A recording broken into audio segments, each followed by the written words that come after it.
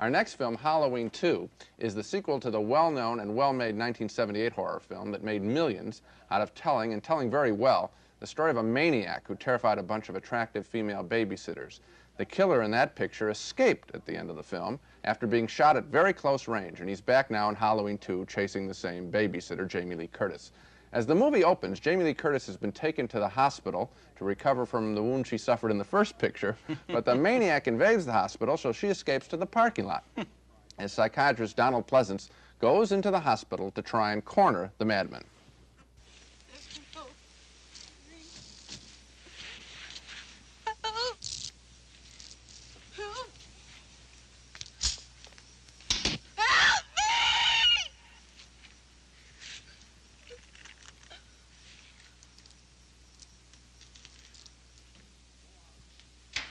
Go and check all the rooms down there. Go on. Dr. Loomis. You stay with me and shut up.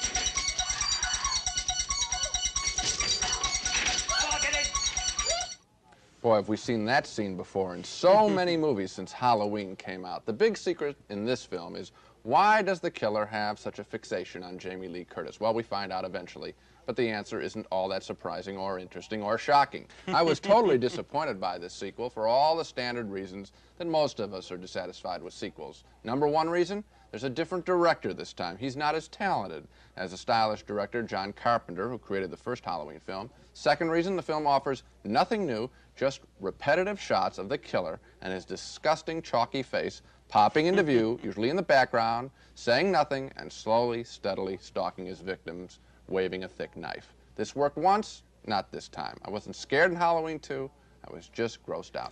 You know, it's ironic that the original Halloween inspired so many countless dozens of imitations. Right.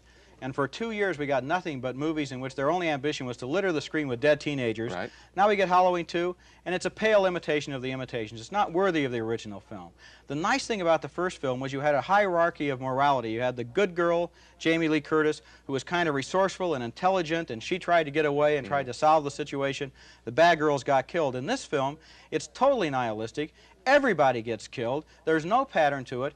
And Jamie Lee Curtis is not, she's lost her intelligence, she's lost her resourcefulness, she's just reduced to being a pitiful person crawling around helplessly. I also think that we've seen these tricks before. I mean, that's really what happens. The guy was scary once. Well, you see him another time, he's not so scary. Some films don't need sequels. I know there's a tremendous commercial impulse to do it, but some are so good and so fresh, don't make a sequel to it unless the guy is going to do it again. It's a disappointment, and I think that people, if they see the first one, are going to realize just how bad this picture is. But Part 2 is doing okay at the box office. What do you think the chances are of Part 3? I pray that I don't have to suffer through Better that. not to think about it, okay? We were also disappointed by Halloween 2, the sequel to a much, much better 1978 film. Part 2 lacked the style and the scares. We both vote no.